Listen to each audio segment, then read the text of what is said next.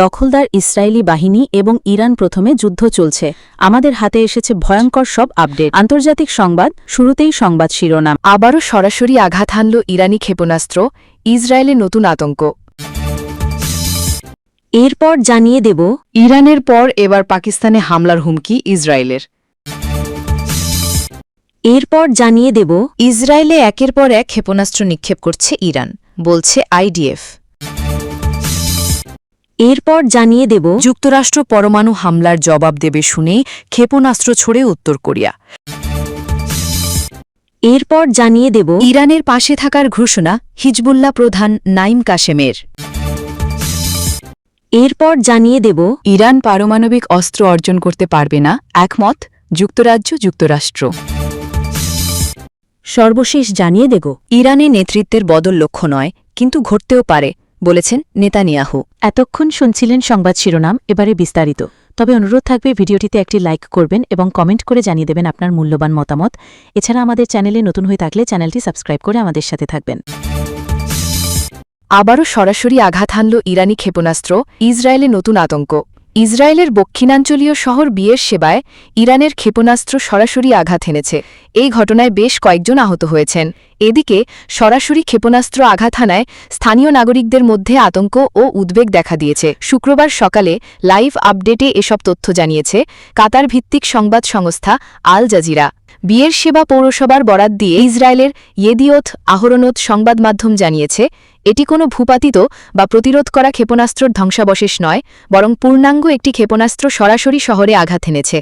হামলায় এখন পর্যন্ত ক্ষয়ক্ষতি ও হতাহতের বিষয়ে বিস্তারিত জানানো হয়নি, তবে সরাসরি আঘাতের খবর সামনে আসায় স্থানীয় নাগরিকদের মধ্যে আতঙ্ক ও উদ্বেগ দেখা দিয়েছে।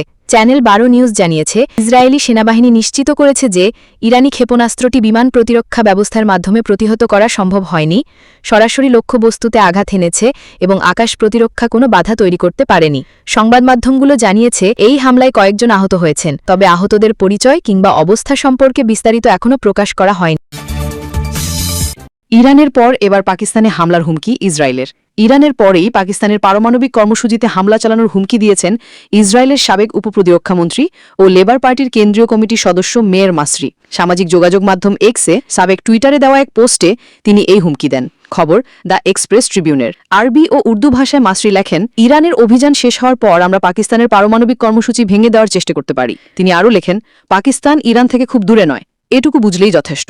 মাসরি বর্তমানে কোনো সরকারি পদে নেই, তবে তিনি লেবার পার্টির শীর্ষ নেতৃত্বের অংশ হওয়ায় ইসরায়েলি রাজনৈতিক ও কৌশলগত মহলে তার প্রভাব রয়েছে। মাসরির এই পোস্টের পরপরই সামাজিক যোগাযোগ মাধ্যম ব্যবহারকারীরা ক্ষুব্ধ প্রতিক্রিয়া জানিয়েছেন। অনেকে পাকিস্তানের পক্ষে একজোট হয়ে মাসরির মন্তব্যের তীব্র নিন্দা জানিয়েছেন। পাকিস্তান স্ট্র্যাটেজিক ফোরামের এক্স অ্যাকাউন্ট থেকে এক ব্যঙ্গাত্মক পোস্টে বলা হয়েছে, এরকম কোনো পরিকল্পনার আগে ক্যাপ্টেন লুডজের সঙ্গে পরামর্শ করে নিও, উনি অবশ্যই স্ট্র্যাটেজি ঠিক করতে সাহায্য করবেন। আরেকজন ব্যবহারকারী উসমান ঘানি লিখেছেন, হা, যখন আমাদের পারমাণবিক অস্ত্র ছিল না তখনও তোমরা মিশন ফ্যান্টম ফ্লাইট চালাতে সাহস করনি, আর এখন আছে, তাই স্বপ্নই দেখে যাও। এর আগে সোমবার পাকিস্তানের উপপ্রধানমন্ত্রী ও পররাষ্ট্রমন্ত্রী ইশাক দার ইসরায়েলকে কঠোর সতর্কবার্তা দিয়েছেন। তিনি বলেন, ইসরায়েলের উদ্দেশ্যে আমাদের বার্তা স্পষ্ট, পাকিস্তানের দিকে চোখ তুলে তাকাবেন না। তিনি আরও বলেন, দেশটি সর্বোচ্চ সতর্ক অবস্থায় আছে এবং যে কোনো আগ্রাসনের জবাব দিতে পাকিস্তানের যথেষ্ট শক্তি ও দৃঢ়তা রয়েছে। ইসরায়েলে একের পর এক ক্ষেপণাস্ত্র নিক্ষেপ করছে ইরান, বলছে আইডিএফ।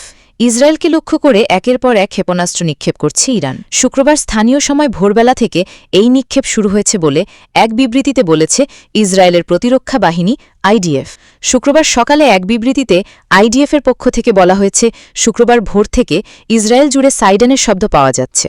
ইরান থেকে নিক্ষিপ্ত একের পর এক ক্ষেপণাস্ত্রের কারণে বাজছে এই সতর্কতামূলক সাইরেন। ইরানি ক্ষেপণাস্ত্রকে ধ্বংস করতে ইতোমধ্যে ডিফেন্সিভ সিস্টেম চালু করা হয়েছে। সেই সঙ্গে নাগরিকদের আহ্বান জানানো হচ্ছে যে তারা যেন অবিলম্বে বম শেল্টার কেন্দ্রগুলোতে আশ্রয় নেন। শুক্রবার ভোর থেকে এখন পর্যন্ত কত সংখ্যক ক্ষেপণাস্ত্র নিক্ষেপ করেছে ইরান তা উল্লেখ করা হয়নি আইডিএফের বিবৃতিতে। সূত্র সিএনএন। ইরানের পাশে থাকার ঘোষণা হিজবুল্লাহ প্রধান নাইম কাশেমের।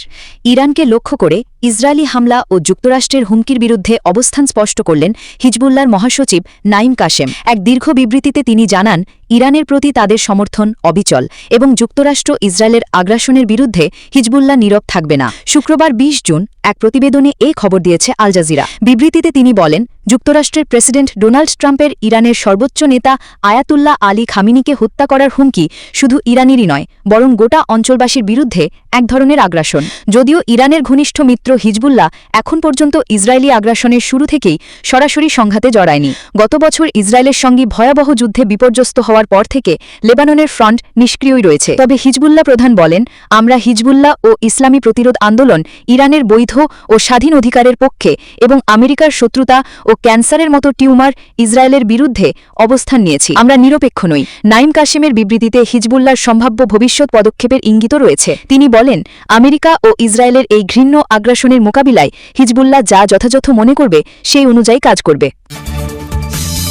যুক্তরাষ্ট্র পরমাণু হামলার জবাব দেবে শুনেই ক্ষেপণাস্ত্র ছড়ে উত্তর কোরিয়া। কিম জং উন দক্ষিণ কোরিয়ায় পারমাণবিক হামলা চালালে উত্তর কোরিয়ায় পাল্টা আক্রমণ চালাবে যুক্তরাষ্ট্র। বৃহস্পতিবার ১৯ জুন এমন দাবি তুলে হুঁশিয়ারি দেন দক্ষিণ কোরিয়ার গোয়েন্দা সংস্থার পরিচালক।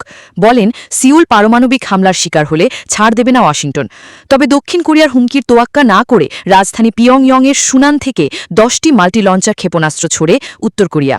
আন্তর্জাতিক মহলে রক্তচক্ষু উপেক্ষা করে দীর্ঘদিন ধরে পারমাণবিক কর্মসূচি চালিয়ে যাচ্ছে উত্তর কোরিয়া। এখনও পারমাণবিক ক্ষেপণাস্ত্রের পরীক্ষা না চালালেও বারবারই কিম প্রশাসন দাবি করেছে নিজেদের সার্বভৌমত্ব রক্ষা ও জনগণের নিরাপত্তা নিশ্চিতে এসব অস্ত্র তৈরি করছে তারা। এবার পারমাণবিক অস্ত্রের সম্ভাব্য ব্যবহার নিয়ে পিয়ংইয়ংকে সতর্ক করেছে সিউল। বৃহস্পতিবার এক বিবৃতিতে দক্ষিণ কোরিয়ার গোয়েন্দা সংস্থার পরিচালক বলেন, কিম জং উন দক্ষিণ কোরিয়ায় পারমাণবিক হামলা চালালে উত্তর কোরিয়ায় পাল্টা আক্রমণ চালাবে যুক্তরাষ্ট্র। তিনি আরও বলেন, দক্ষিণ কোরিয়া যদি উত্তর কোরিয়ার পারমাণবিক হামলার শিকার হয় সেটি ওয়াশিংটন ও সিউলের মধ্যে বিদ্যমান নিরাপত্তা জোটের সঙ্গে সরাসরি সম্পৃক্ত। এদিকে দক্ষিণ কোরিয়ার এমন হুমকির পরপরই অন্তত 10টি ক্ষেপণাস্ত্র ছুড়েছে উত্তর কোরিয়া। রাজধানী পিয়ংইয়ংয়ের সুনান থেকে উত্তর পশ্চিম দিকে 10টি মাল্টি লঞ্চার ক্ষেপণাস্ত্র ছোড়ার কথা জানিয়েছে বিভিন্ন গণমাধ্যম। যদিও এ বিষয়ে বিস্তারিত কিছু জানায়নি কিম প্রশাসন। উত্তর কোরিয়া যেসব মাল্টি লঞ্চার মিসাইল নিক্ষেপ করেছে সেগুলোকে স্বল্প পাল্লার ব্যালিস্টিক মিসাইল হিসেবে বিবেচনা করে দক্ষিণ কোরিয়া। ইরান পারমাণবিক অস্ত্র অর্জন করতে পারবে না, একমত যুক্তরাজ্য যুক্তরাষ্ট্র।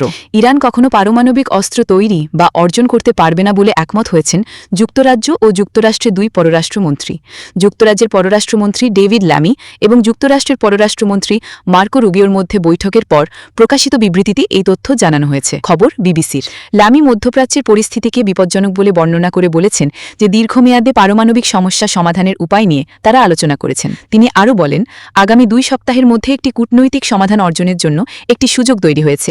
রুবিওর মুখপত্রের মতে, ইরান কখনই পারমাণবিক অস্ত্র তৈরি বা অর্জন করতে পারবে না, এই বিষয়েও দুই পররাষ্ট্রমন্ত্রী একমত হয়েছেন। এর আগে হোয়াইট হাউস জানায়, মার্কিন প্রেসিডেন্ট ডোনাল্ড ট্রাম্প বলেছেন যে তিনি 2 সপ্তাহের মধ্যে ইরানে মার্কিন সম্পৃক্ততার বিষয়ে সিদ্ধান্ত নেবেন। ইসরায়েল জানিয়েছে, এই সংঘাত শুরুর পর দেশটিতে কমপক্ষে 24 জন নিহত হয়েছেন। ওয়াশিংটন ভিত্তিক মানবাধিকার সংস্থা human rights activists news agency জানায়, শুক্রবার থেকে এখন পর্যন্ত ইরানে নিহতের সংখ্যা 639 জন। বৃহস্পতিবারও ইসরায়েল ইরানের পারমাণবিক অবকাঠামোতে হামলা চালিয়েছে। তারা জানিয়েছে, রাতভর হামলায় আরাকের একটি নিষ্ক্রিয় পারমাণবিক চুল্লি ও আবারও নাতাঞ্জের ইউরেনিয়াম সমৃদ্ধকরণ কেন্দ্রকে লক্ষ্যবস্তু করা হয়েছে। ইরানে নেতৃত্বের বদল লক্ষ্য নয়, কিন্তু ঘটতেও পারে বলেছেন নেতানিয়াহু। ইসরায়েলের প্রধানমন্ত্রী বেনিয়ামিন নেতানিয়াহু বলেছেন, ইরানি নেতৃত্বের পতন বা পরিবর্তন তাদের হামলার লক্ষ্য নয়, তবে হামলার ফলে এমনটা ঘটতেও পারে। তিনি বলেন, শাসন ব্যবস্থা বদলানো কিংবা এই শাসন ব্যবস্থার পতনের বিষয়টি একান্তই ইরানি জনগণের, এর কোনো বিকল্প নেই। এই কারণে আমি একে লক্ষ্য হিসেবে ঠিক করিনি। এটা হতে পারে হামলার একটি ফলাফল, কিন্তু এটা আমাদের আনুষ্ঠানিক বা নির্ধারিত লক্ষ্য নয়। বৃহস্পতিবার 19 জুন ইসরায়েলের সরকারি টেলিভিশন কানকে দেওয়া এক সাক্ষাৎকারে তিনি একথা বলেন বলে জানিয়েছে বার্তা সংস্থা রয়টার্স। নেতানিয়াহু আরও বলেন, যুক্তরাষ্ট্রের প্রেসিডেন্ট ডোনাল্ড ট্রাম্প ইরানে হামলায় যুক্ত হোক বা না হোক, তেহরানের সব পারমাণবিক স্থাপনা নিশ্চিহ্ন করে দেওয়ার ক্ষমতা ইসরায়েলের রয়েছে।